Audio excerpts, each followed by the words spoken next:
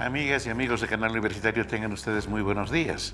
Soy el doctor Gustavo Mendoza Ríos, profesor emérito de la Facultad de Medicina y médico especialista del Hospital de la Mujer, que tiene el placer de ingresar a vuestros hogares mediante su programa Cuidemos tu Salud.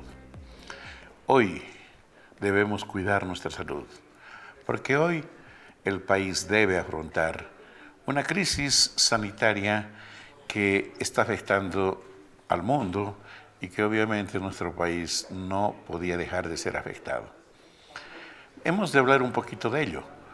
Sin embargo, quiero adelantarles que contamos en el set con una persona ya conocida por ustedes, el doctor Lucio Álvarez Paredes, quien tuvo la gentileza en la anterior semana de conversar con nosotros y con ustedes sobre pacientes con discapacidad. Hoy vamos a ampliar estos conceptos y esperemos sinceramente que podamos llegar a ustedes para que ustedes puedan efectivamente comprender y contribuir con la vida que deben desarrollar estos ciudadanos que son tan bolivianos como nosotros y que tienen y debieran gozar de los mismos derechos que nosotros. Pero enseguida vamos a conversar con el profesor Álvarez. Antes de ello, quisiéramos referirnos brevemente al tema que hoy le ocupa al mundo y al país, el problema del coronavirus. Amigos, creo que hay mucha información, diríamos sobreinformación. Me he permitido leer muchísimos comunicados al respecto. Quiero decirles que muchísimos son errados, por no decir falsos, y que lo que están haciendo es confundirle a la gente. Debemos ser serios, debemos cuidar que la información llegue a ustedes de forma clara y oportuna y definitivamente debemos evitar generar pánico. El programa se ha adherido hace mucho tiempo ya a afrontar este problema. Ustedes recordarán que hace un par de semanas hablamos con el doctor Velasco, un pediatra especialista en infectología, quien nos dio muchos tips para afrontar el problema. Nosotros, a lo largo de esta hora de trabajo, hemos de aclarar algunas cosas muy concretas. Y de hecho, permítanme decirles 3 tips que ustedes, sin lugar a duda, pueden comprender y además compartir con la familia. El virus de la enfermedad que mencionamos solo se contagia de 2 formas. Una por las gotitas de saliva que emitimos cuando estornudamos o tosemos a las personas que están a menos de 2 metros de distancia de nosotros. Y también mediante el depósito de estas gotitas que tienen virus sobre los objetos que nos rodean y que es posible que podamos tocarlos. Por ello, es muy importante que las personas hagan aseo frecuente de las manos, que eviten tocarse la cara, menos los ojos, porque estos virus penetran por las mucosas, es decir, por la parte que no es piel de la boca, de la nariz o de los ojos. De hecho, este virus en los plásticos, en los muebles, allí donde se depositen accidentalmente, pueden estar hasta 12 a 24 horas activos y pueden infectar a la gente. Este concepto me parece que es vital, porque conociendo esta situación es que se pueden afrontar concretamente otras estrategias para limitarlo primero y ojalá luego erradicarlo. Ahora, no hay duda que cualquiera de las personas que habitamos este mundo podemos contraer la enfermedad. Y precisamente en ese marco, todos debemos evitar contactos con personas que pudieran estar enfermas cursando la enfermedad. Sin embargo, debemos recordar que un poquito más del 80% de los casos de enfermedad prácticamente tienen mínima sintomatología. Los pacientes se han de recuperar, han de hacer sin lugar a duda fiebre, van a tener a lo mejor dolor de garganta y un poco de tos, pero van a pasar sin más trámite la enfermedad. Un 20% pueden hacer síntomas más severos. De ellos el 15% con asistencia médica, en domicilio o en un centro de aislamiento hospitalario, han de resolver su problema. Y de este 5% restante, un 2% es susceptible de que pueda realmente evolucionar muy mal. Finalmente, y para no cansarlos, habrá que señalar que la población que fue afectada en el mundo, en un 50% eran personas de 40 a 60 años. Pero ojo, no olvidemos lo siguiente.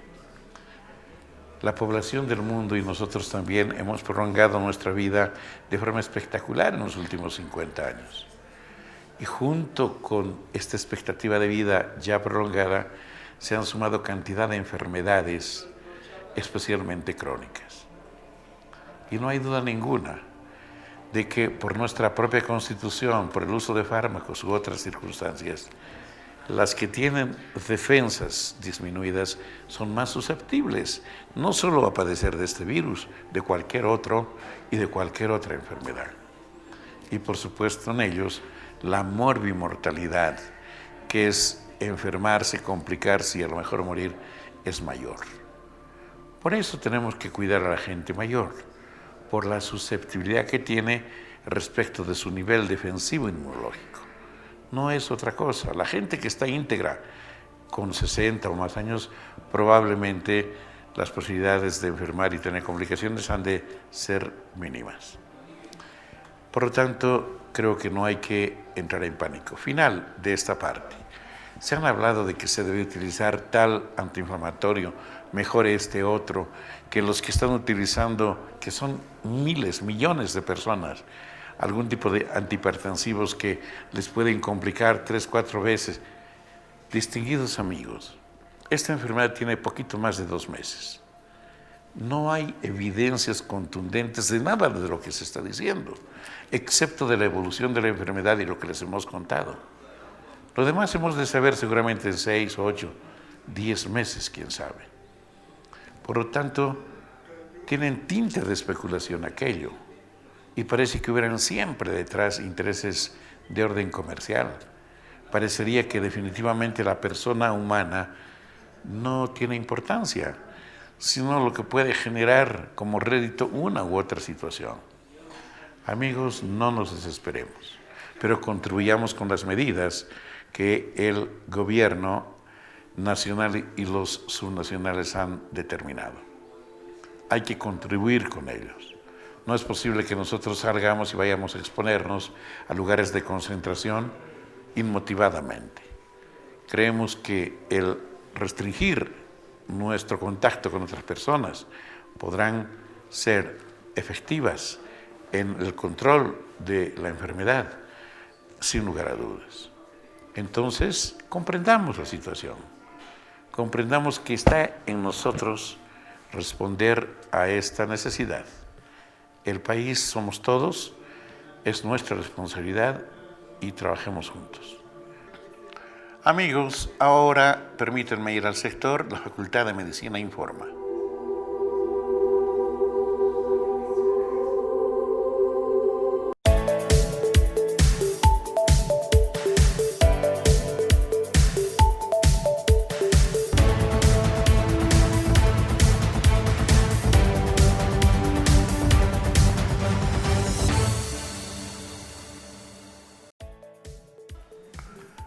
Amigos, en esta nota ustedes observarán cómo la Facultad de Medicina y fundamentalmente la carrera de Tecnología Médica realiza un convenio con una institución externa a la universidad para que los estudiantes puedan aprovechar de mejor manera enseñanzas sobre prótesis, órtesis, etc. Veamos la nota, por favor. Hemos llevado a cabo un convenio más que está haciendo la gestión del doctor Peñaranda y mi persona en estos 3 años que prácticamente ya están por culminar, falta muy poco tiempo, En todo este tiempo hemos hecho varios convenios, muchos convenios en realidad, y en el día de hoy tenemos la felicidad de lograr un convenio más con la ortopedia alemana, que lógicamente va a ir en beneficio fundamentalmente de los alumnos de la carrera de tecnología médica y de fisioterapia en realidad. Se ha hecho de tal forma el convenio de que la ortopedia alemana va a prestar sus predios, sus materiales, digamos así, y para la formación integral de todos nuestros estudiantes. Todo esto es en beneficio fundamentalmente de nuestra sociedad. Nos ocupamos constantemente de este fin que tiene la Universidad Boliviana, la Facultad de Medicina fundamentalmente, de beneficiar a nuestra población, y estamos ocupados cada día en mejorar la formación de nuestros profesionales, que ya es de alto nivel prácticamente, pero estamos en ese camino. Nunca vamos a llegar a lo que nosotros queremos, porque cada vez más la ciencia va avanzando, la tecnología también, y estamos en persecución de lograr una buena formación. Nosotros nos dedicamos a la confección de productos ortopédicos, desde unas plantillas hasta un corset, unas prótesis para la rehabilitación de las personas con discapacidad o que hayan sufrido ciertas lesiones. Hace años hemos empezado a trabajar con la universidad, pues se concretó este convenio para poder trabajar conjuntamente y poder ayudar a la formación de los estudiantes en la área de fisioterapia, colaborando nosotros y también la universidad colaborando con nosotros para ampliar los conocimientos de los estudiantes, ¿no? Ese es el objetivo de este convenio. Son por 5 años, desde hoy hasta los 5 años que vamos a poder trabajar conjuntamente en favor de los estudiantes. Bueno, el proceso ha sido en principio la voluntad que existe entre dos instituciones, cumpliendo la tarea de nuestra universidad de hacer extensión universitaria y que participen instituciones que sean proclives a la formación de los alumnos. La materia que más vamos a utilizar es la de órtesis y prótesis, que consiste en la confección de plantillas, confección de prótesis y todo lo que es de un uso diario en nuestros pacientes, tanto niños como jóvenes y adultos, ¿no?, que van necesitando de acuerdo a las alteraciones que se pueden presentar en el aparato locomotor. Amigos, ahora permítanme ir a un corte y volvemos a tocar nuestro tema de fondo.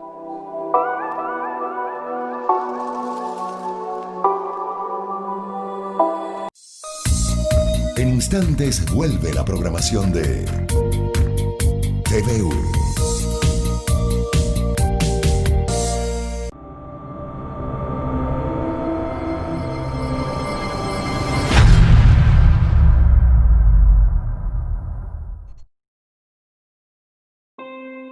El Instituto de Genética de la Facultad de Medicina de la UNSA es la unidad académica de excelencia con capacidad para planificar, ejecutar y evaluar proyectos de investigación, contribuyendo en la solución de los principales problemas de salud relacionados con la genética humana.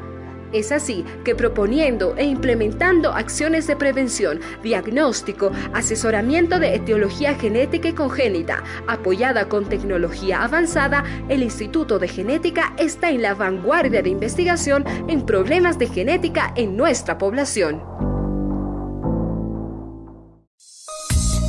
Continúa con la programación de TVU.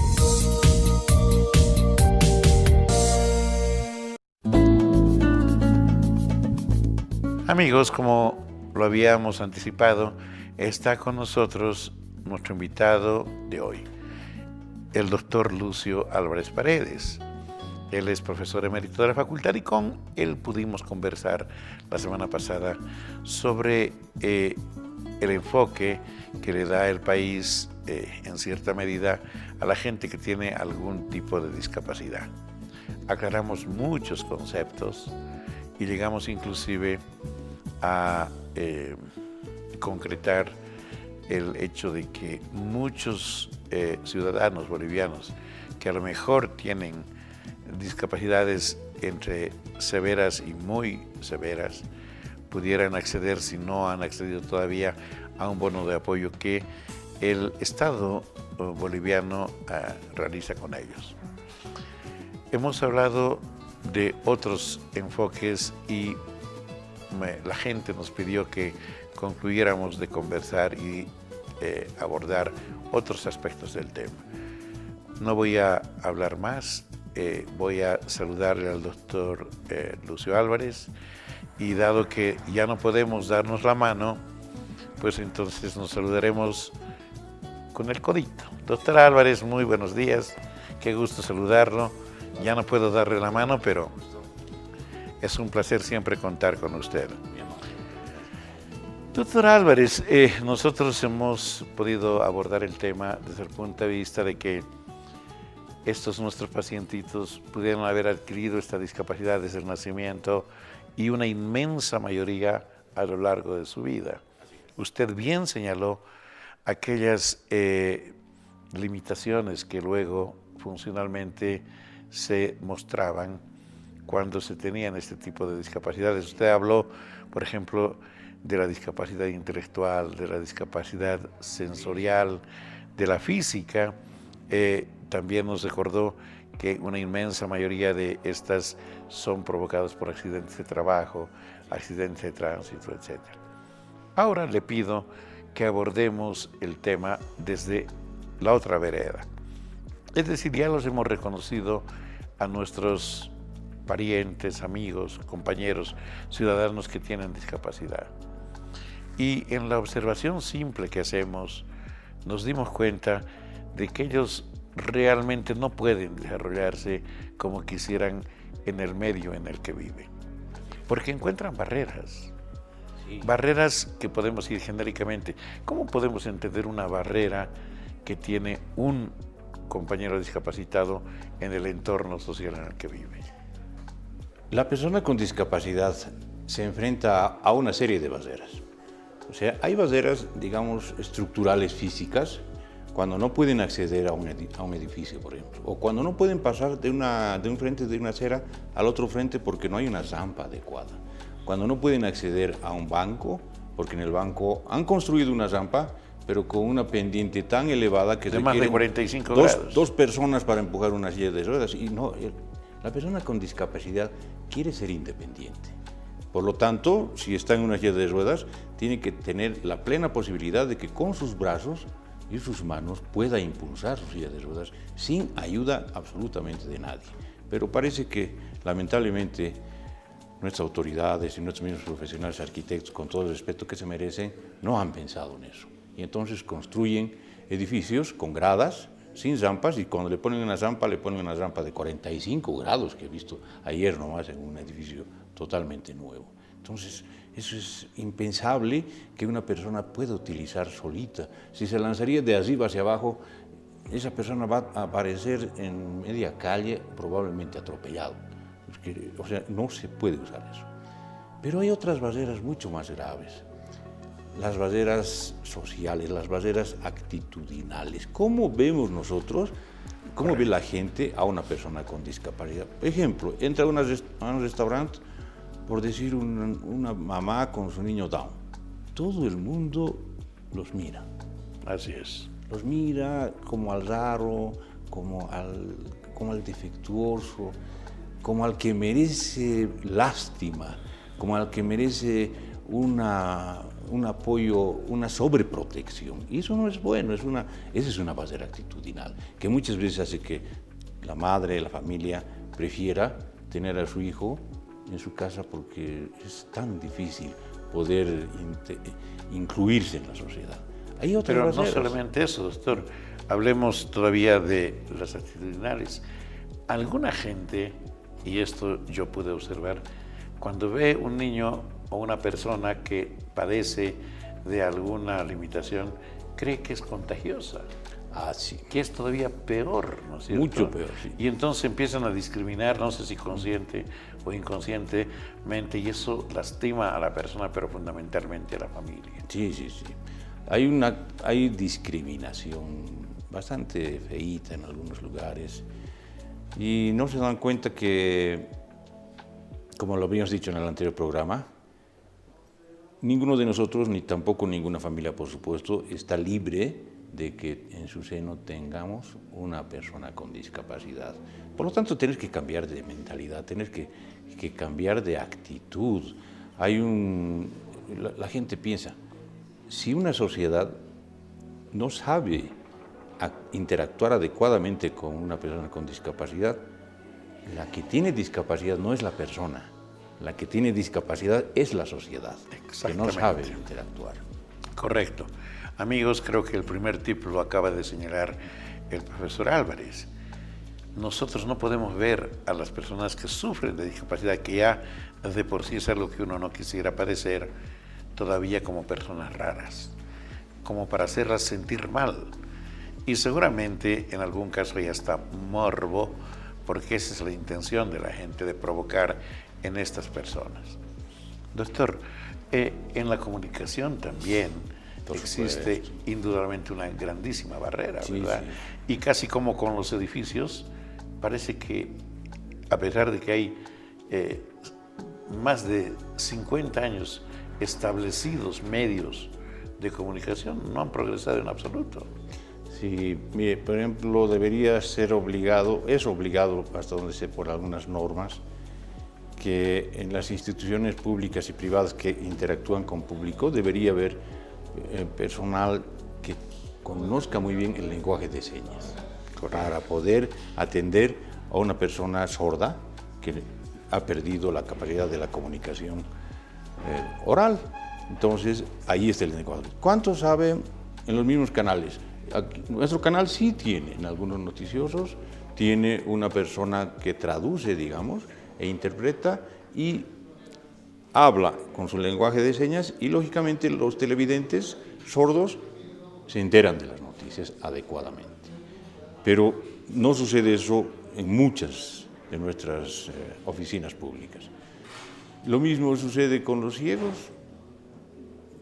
¿Dónde puedes encontrar un texto en braille, por ejemplo? Muy difícil, muy difícil. O en todas las instituciones públicas instructivos en braille, claro, para hacer trámites, para dirigirse a una oficina en concreto, en fin, para recibir información, ¿verdad? Sí, y eso es una limitación. Los no videntes tienen muchas aptitudes como para poder desplazarse, etcétera, pero resulta que cuando llegan a una calle, no todos nuestros semáforos, por ejemplo, tienen señal sonora para poder pasar de un frente al otro.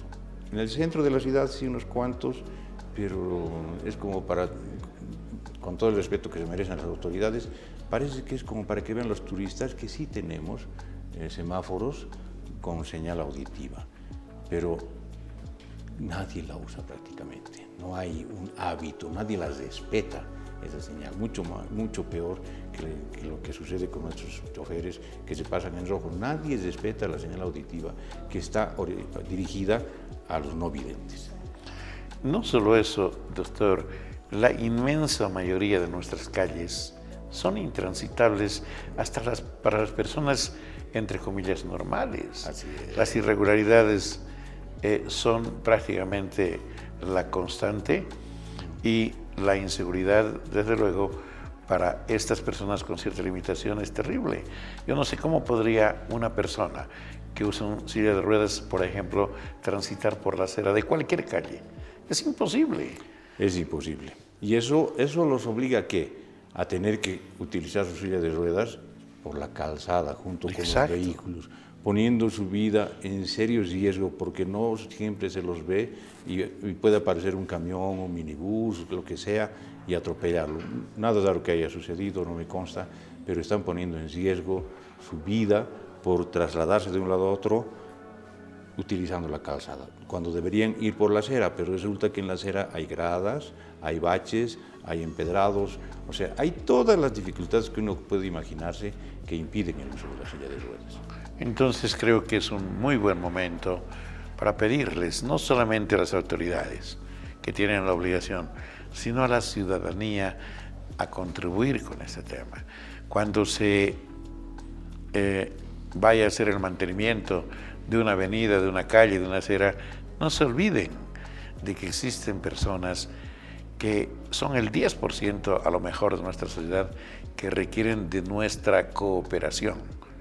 Ellos quieren, como bien dijo el doctor Álvarez, servirse por sí mismos. No quieren que otros estén preocupados por ellos, pero en estas circunstancias no queda otra, ¿no? No queda otra. También hay limitaciones físicas que a lo mejor son las más relevantes. Fíjese usted, una persona mayor, 45 años para arriba, con discapacidad motora, que requiera una mamografía, no puede hacérsela. No. Porque el nivel de la mamografía está muy alto, Sí. no alcanza. No alcanza. ¿Se da cuenta? Y nadie se preocupa. Nadie se percata del problema hasta que lo tiene y diga, ¿y ahora qué hago? El técnico radiólogo decía, ¿y ahora qué hago? Se debe inventar, me imagino, cajitas, no sé qué, pero resuelve de un modo totalmente inapropiado. Y la accesibilidad, doctor, a los servicios también es un problema, Sí. ¿verdad? La accesibilidad es un problema en todo lado. Por ejemplo, una persona con discapacidad decide en nuestra universidad estudiar Derecho. Nos vamos a la Facultad de Derecho y todos son gradas.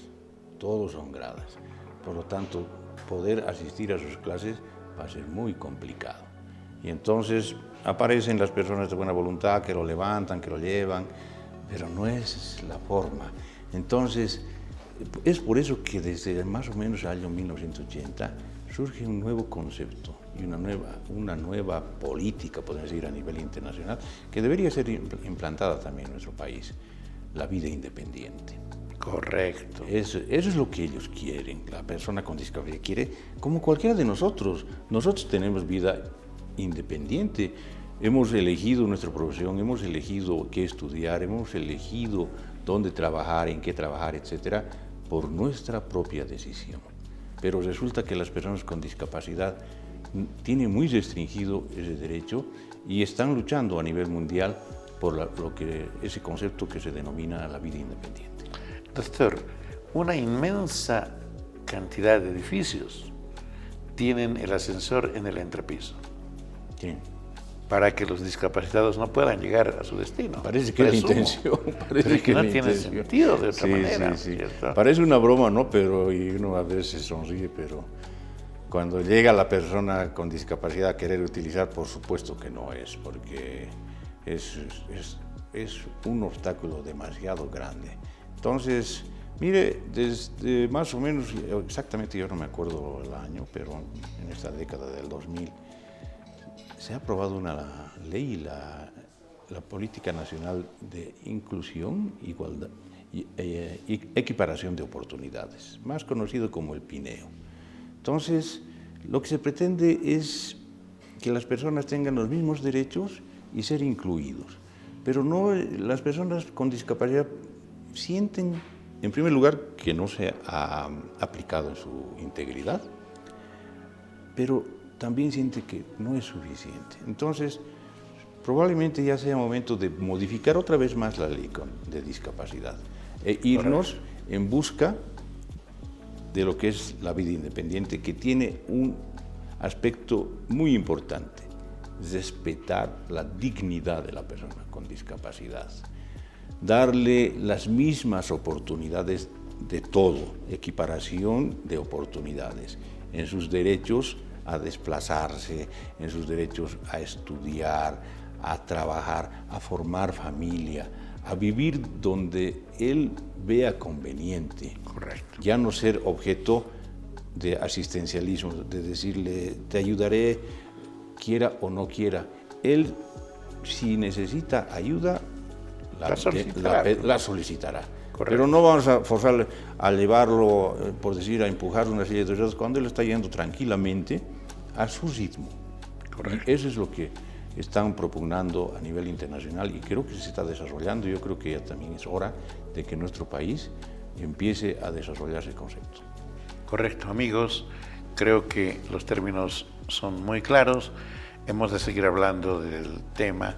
Hay todavía otros aspectos más relevantes que los señalados, pero estaremos a retorno de este corte, por favor.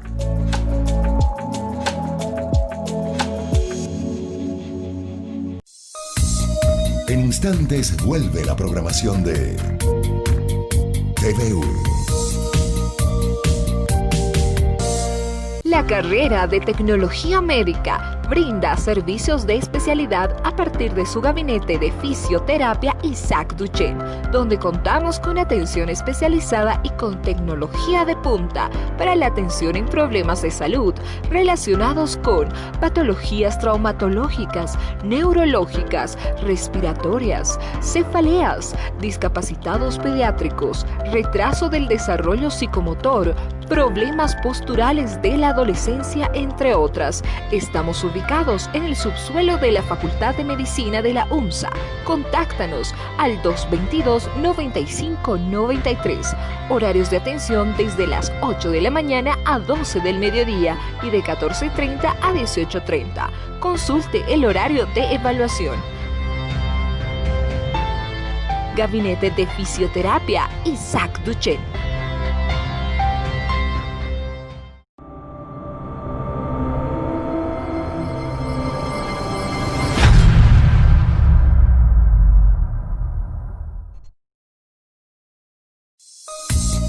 Continúa con la programación de TVU.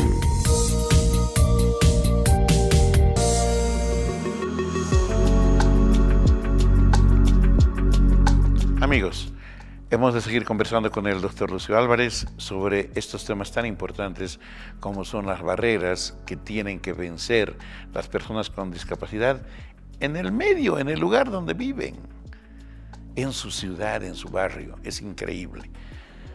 Pero, como decíamos, doctor Álvarez, todavía hay cosas peores.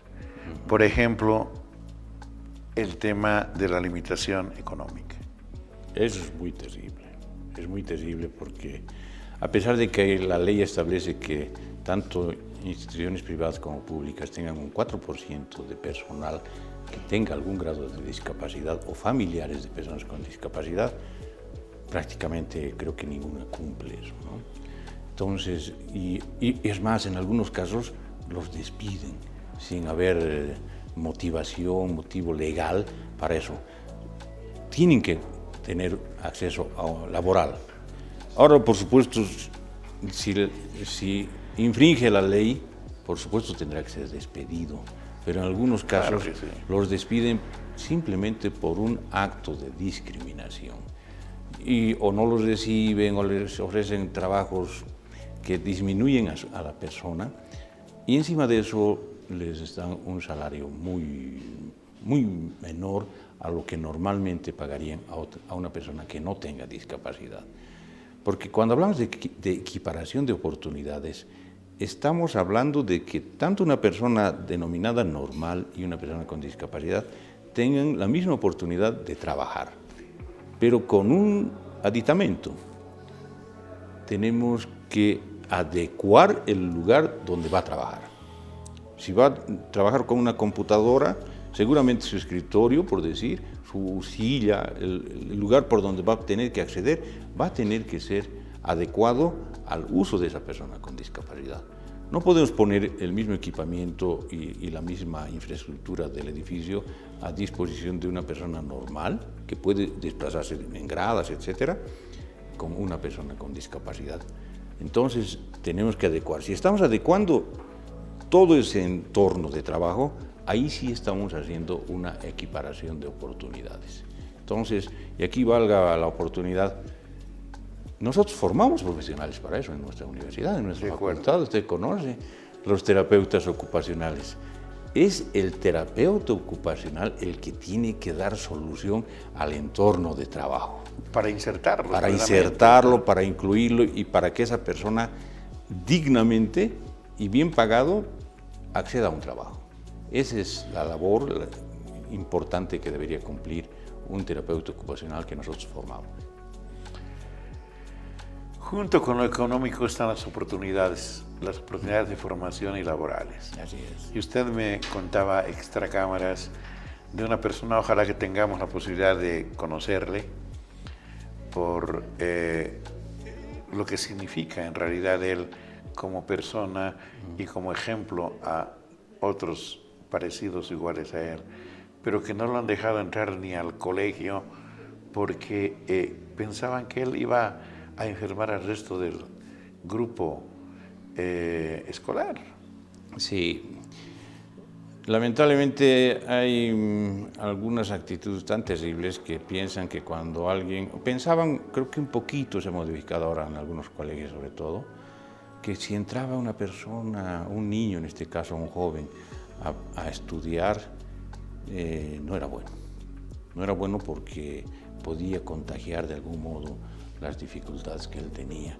Pensaban que era una enfermedad infecciosa la que había generado su discapacidad y por lo tanto un supuesto temor ha impedido que algunas personas, como en este caso mi amigo Carlos, tenga una formación regular de colegio y de universidad. Pero hay personas tan fuertes de carácter que no se dejan vencer. Él es un autodidacta, él conoce de psicología, conoce de política, conoce un montón de aspectos de la vida, permanentemente está leyendo, está formándose de algún modo y es una persona muy valiosa. Como persona es excelente, ojalá tengamos algún momento la oportunidad de poder charlar con él.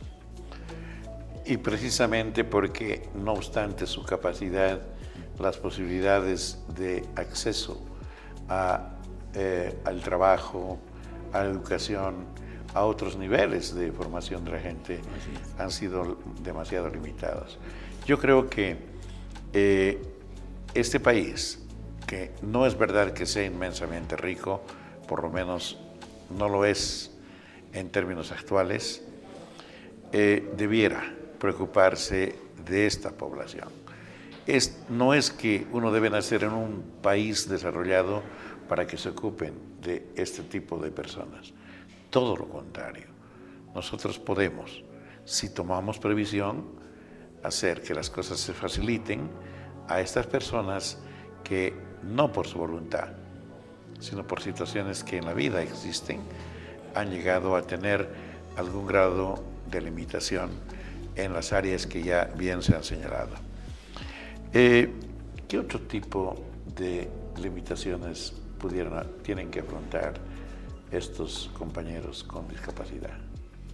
Como había dicho, uno de los aspectos es laboral, pero ¿cómo damos solución al aspecto laboral si no los formamos? Claro. Si les limitamos no sus posibilidades de formación escolar, de formación universitaria o de formación técnica, no hay una formación adecuada. A veces se confunde la terapia ocupacional con la laborterapia y les ponen a hacer muñequitos, o sea, nada que le pueda hacer ganar un salario. Dignamente. Dignamente, lógicamente. No así, que es hasta cierto punto, podría ser respetable que aprendan a hacer manualidades, pero yo creo que es disminuir a la persona con discapacidad. Yo creo que la persona con discapacidad puede, de acuerdo a las posibilidades que todavía les restan, de desarrollarse plenamente, ya sea con trabajos manuales, ya sea con trabajo intelectual, como nuestro amigo Carlos, seguramente que lo puede hacer. Entonces, eso tenemos nosotros que saber impulsar adecuadamente como autoridades de la educación. En las universidades tenemos que adecuar también, si nosotros decimos, por decir, un estudiante con discapacidad en nuestra facultad de medicina, seguramente que vamos a tener que hacer algunas adecuaciones para que ese joven ingrese y logre con éxito su carrera, sin hacerle absolutamente ningún favor, sin hacer ninguna acción de paternalismo, como en algunas veces lamentablemente sucede, porque tener un médico más o menos formado y graduarlo, porque hemos sido paternales con él, y después publicitar de que estamos graduando un médico, creo que no hacemos gran cosa, Definitivamente el enfoque debe ser integral. Así es. Y hay que permitir que la gente se desarrolle de acuerdo a sus posibilidades, pero mínimamente evitando que nosotros le pongamos barreras para ello. Amigos, hemos de seguir hablando del tema. Ahora permítanme ir a un corte, por favor.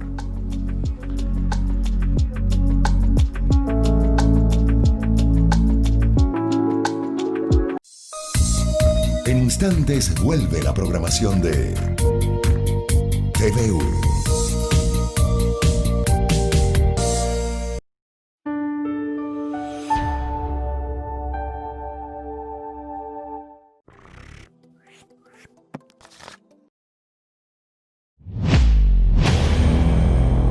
¿Qué es el coronavirus? Bueno, es un virus que en realidad ya existe desde hace mucho tiempo. Lo que ha ocurrido es que ahora se ha presentado con diferentes características genéticas. A esto se denomina con mutaciones o cambios moleculares, con características por tanto diferentes a los que en otras oportunidades existieron.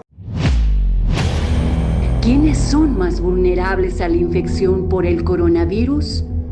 Principalmente las personas con edades superiores a los 60 años. Luego están las personas que reciben tratamientos que afectan su inmunidad. Hay enfermedades crónicas como la artritis reumatoide, otras enfermedades autoinmunes que son tratadas con medicamentos que bajan la inmunidad. Igualmente, la inmunidad está afectada en los diabéticos y en otras enfermedades cardiovasculares crónicas. De manera que esos son los casos que principalmente deben merecer una mayor atención. ¿Cuáles son los principales síntomas? Los principales síntomas para que se crea que existe el coronavirus son la fiebre, el malestar general o decaimiento y la tos seca, que es una característica de esta enfermedad. Además de la dificultad respiratoria, la agitación que llamamos, porque no hay un buen aprovechamiento del oxígeno porque están afectados los alvéolos. Sí es importante considerar que si el paciente o la persona supuestamente enferma en sus antecedentes proviene de lugares en los que ha circulado el virus, eso también es importante. Y finalmente también es importante que se considere a las personas que tienen de base alguna enfermedad crónica. ¿Existe tratamiento? No existe tratamiento específico, es decir, no hay un medicamento que pudiera atacar al virus. Lo que se hace es tratamientos sintomáticos, pero lo más importante es que si el cuadro es severo, deben ser internados estos pacientes en lugares estrictamente protegidos, aislados y recibir tratamientos que a veces demandan incluso de máquinas para ayudarles a respirar, ya que el mayor problema y la causa de muerte es la insuficiencia respiratoria. ¿Qué medidas de prevención se deben tomar? Se han hablado demasiadas cosas en las redes. Yo creo que hay que concretar hacia la realidad. La primera medida es colocarse evidentemente un barbijo cuando uno está tosiendo. El lavado de manos es importante no solo por el coronavirus, debería ser una cultura adquirida. Y utilizar cualquier jabón en cualquier lugar, simplemente hacerse un lavado de las manos, lo más frecuente que sea posible. Sabemos que en nuestro medio incluso las instituciones tienen deficiencias en cuanto a disponibilidad de agua, disponibilidad de jabón. Si no se tiene esto a mano, el alcohol o el alcohol en gel es la otra alternativa, que debe uno aplicársela cuando supone que ha manipulado probables superficies contaminadas o ha dado la mano, ha entrado en contacto con alguien posiblemente infectado o afectado, pero no es necesario que se laven, que se pongan alcohol y que se pongan gel. Suficientemente con uno de los procedimientos. ¿Quiénes deben utilizar el barbijo? Hay que tener claro que no todas las personas deben caminar con barbijo. Eso es lo que está produciendo angustia. Solo deben colocarse barbijo las personas que están tosiendo o están estornudando, así no sea coronavirus lo que porte. Pero también deben ponerse barbijo los que están en contacto con personas que están tosiendo o que están estornudando. Lo que pasa en la familia, si alguien está con gripe, ahora que no se sabe qué tipo de enfermedad puede traer, es preferible que toda la familia, la que está cercana, la que esté en contacto, utilice barbijo. En nuestro caso, en la universidad hay tosedores en el ambiente académico entre los alumnos, pues deben usar barbijo e incluso a veces es recomendable recomendable que se queden en sus casas para no contaminar. Y eso va a demandar de medidas universitarias que permitan que sean docentes, estudiantes o administrativos que están cursando cuadros con estornudos y tos, se queden en sus casas y sean tributarios de una baja o de un permiso. En general hay que tener la suficiente madurez y responsabilidad de no entrar en miedo y en pánico por lo que ha estado ocurriendo. La gran cantidad de información, los comentarios, las guías, todo lo que está ocurriendo en el mundo y que se ve en las redes sociales contribuyen a ese estado de pánico. El no encontrar barbijo, el tener que ir a buscar para los hijos o para la casa alcohol en gel, todo eso produce pánico. Por lo que se conoce, esta va a ser una epidemia que en algún momento se acaba y va a ser controlada. Que por ahora es una epidemia que tiene una tasa de mortalidad mucho más baja que otras epidemias parecidas. Entonces no merece tanto pánico. Si ocurre, pues hay que atender con las medidas principales que se han señalado, de manera que reducir el riesgo de que cause daño, cause muerte en las personas esta nueva epidemia del coronavirus. Porque prevenir está en tus manos.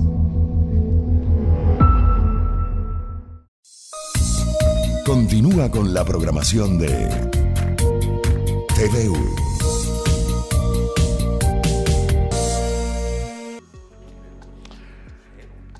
Amigos, vamos a pedirle al doctor Lucio Álvarez que nos pueda dar algunos tips, algunos consejos básicamente dirigidos a nosotros, porque nosotros somos los que debemos cambiar de actitud frente a estos compañeros que por una u otra circunstancia han llegado a tener limitación en una serie, a lo mejor, de situaciones de vida. Doctor Álvarez, creo que el colegio es el primer nivel al que nosotros debemos pedirle que cambie de actitud. Sí. Estoy haciendo una generalización, porque hay colegios que han incluido ya a muchos niños con capacidades distintas, con algún grado de discapacidad, y van pues hasta donde deben ir, ¿no es cierto? Los chicos, por ejemplo, con discapacidad intelectual, no les vamos a pedir que sean ingenieros y que hagan maestría o doctorado en ello. Ellos, sin embargo, pueden ser grandes técnicos y pueden desarrollar enormes actividades productivas en el nivel que corresponde. Así es.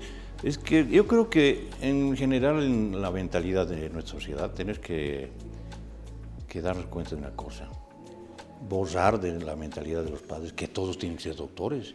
Claro. Sean personas con discapacidad o sin discapacidad, tienen que ser doctores, o tienen que ser ingenieros, o tienen que tener un título universitario. No siempre es así. Algunos sin discapacidad van a ser felices siendo, por decir, carpinteros, porque es lo que les gusta. Y las personas con discapacidad tienen que tener el derecho a elegir qué quieren ser. Por supuesto, dentro de las posibilidades que tienen, seguramente que van a llegar a hacer algo. Y ahí va lo que les digo, el concepto de vida independiente. Ellos son tan dignos como cualquier otro para elegir. Y nosotros como población tenemos que aprender a respetar esas decisiones. Nosotros como población, como sociedad en general, tenemos que aprender a respetar a las personas con discapacidad. Cuando respetemos a las personas con discapacidad, seguramente van a poder respetar mucho más fácilmente a cualquier otro. Pero tenemos que saber también inculcar valores, tenemos que saber inculcar el poder desarrollar nuestras capacidades al máximo, sin ayuda absolutamente de nadie, sin paternalismo, sin una sobreprotección, porque la persona con discapacidad no puede ser visto como una persona que se quiere una limosna. Ellos no quieren eso, ellos quieren tener su vida independiente, quieren poder desarrollarse como cualquier otra persona. Particularmente aquellos que conservan su nivel intelectual intacto. Por supuesto. Estos son los que más reclaman porque definitivamente tienen tantas luces o más que nosotros, ¿no es cierto? Así es. Y tiene razón el doctor Álvarez, no tenemos que ser tan exigentes o pretender lograr lo que nosotros no logramos. De hecho, yo quiero contarles a ustedes que a propósito de una apreciación desafortunada, siempre de un yunque político, ¿no?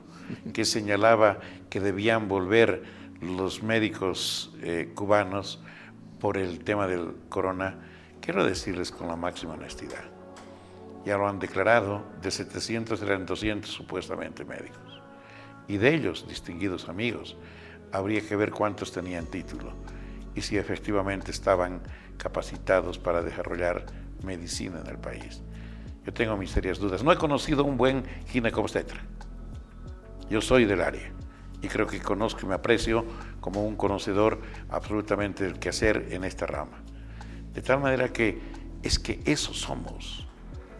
Les voy a decir algo más. Este momento en la ciudad de La Paz, con toda seguridad, superan los 5.000 médicos desocupados, que se están dedicando a otras cosas definitivamente porque las oportunidades no dan. Entonces, concuerdo con usted, ellos también deben escoger su futuro y debemos contribuir para que puedan lograr aquello. Y creo que, doctor, también una invocación a las autoridades y a quienes están a cargo del cumplimiento de la norma, de la ley. Así es. Porque las leyes están ahí y si solo las cumpliéramos, a lo mejor superaríamos en gran medida esto que sufren las personas que tienen discapacidad. Sí, porque hay autoridades que creo que lamentablemente no han leído la norma, ninguna de las normas, entonces resulta que cada día están inventando la pólvora o tratando de inventar la pólvora cuando ya existe. Y ese tiempo de tratar de inventar la pólvora es una pérdida tan grave de tiempo que perjudica su gestión, por supuesto, pero más que perjudicar su gestión, perjudica a la población.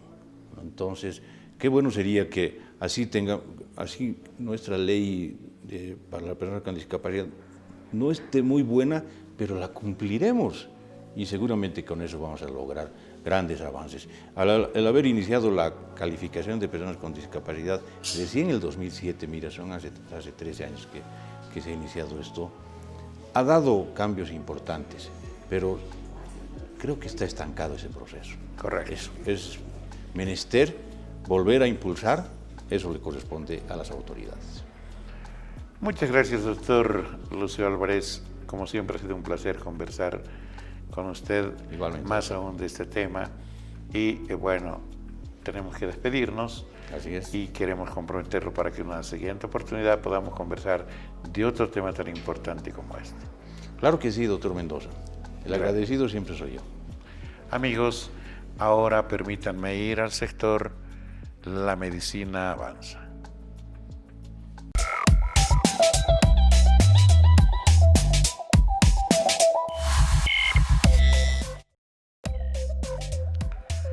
Amigos, inexorablemente la ciencia avanza. Y aunque a muchos de nosotros nos genera mucha controversia algunos supuestos avances de la ciencia, pues parece que es el camino que la humanidad va a transitar en los siguientes años. Hoy les vamos a mostrar una nota en la que los científicos, los investigadores, tratan de clonar órganos que pudieran ser luego utilizados para trasplante a personas que lo necesitan. Para eso utilizan células embrionarias, como ustedes van a observar en la nota, reitero, que pudiera en el futuro ser la solución a esta carencia de donantes que cada vez más se acrecenta en el mundo. Veamos la nota. Clonación de órganos. La clonación de órganos es una nueva área de la investigación biotecnológica que utiliza células de embriones para hacer crecer tejido de nuevos órganos. Se han hecho intentos para cultivar genéticamente células madre personalizadas que contienen características del ADN del tejido enfermo. Las células donantes, en este caso, vendrán de un individuo que padece la enfermedad que se esté investigando. Para los casos en los que los trasplantes sean necesarios, los investigadores están buscando la forma de producir genéticamente células madres personalizadas de los pacientes mismos, en un intento de prevenir complicaciones que ocurren cuando el cuerpo rechaza un órgano trasplantado. Esta técnica se usó en el primer caso exitoso de experimentos de clonación, involucrando a una oveja llamada Dolly en 1998. Algunos creen que esta técnica también hará posible la clonación humana algún día. Amigos, hemos concluido este día nuestro trabajo, pero antes de despedirnos queremos reiterarle que ante el desafío que el país se propuso de vencer al coronavirus, todos debemos contribuir. Y definitivamente no vayan a los centros de salud, hospitales, si hay gente que cree que pueda estar por cualquier circunstancia, por un contacto precedente, por haber vuelto del exterior, etc., pudiera estar sufriendo, reitero, de la enfermedad del coronavirus.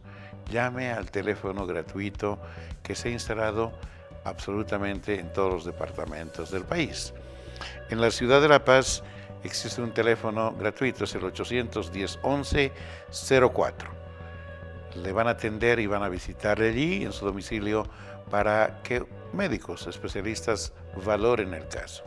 Es posible que la inmensa mayoría de casos se puedan controlar y atender en domicilio. Y los que requieran de internación o traslado seguramente sufrirán de este tipo de tratamiento y manejo. Por otro lado, la restricción es importante y aunque las medidas parecen muy duras, creo que es bueno cumplirlas. Amigos, todos contribuyamos. Podemos aprovechar además el compartir con la familia, a lo mejor aprovechar estas horas para hacer mejores a nuestros hijos, para ser nosotros mejores y para que nuestra familia también sea mejor. Que Dios los bendiga y que ojalá en los días futuros este tema esté absolutamente controlado. Tengan ustedes muy buenos días.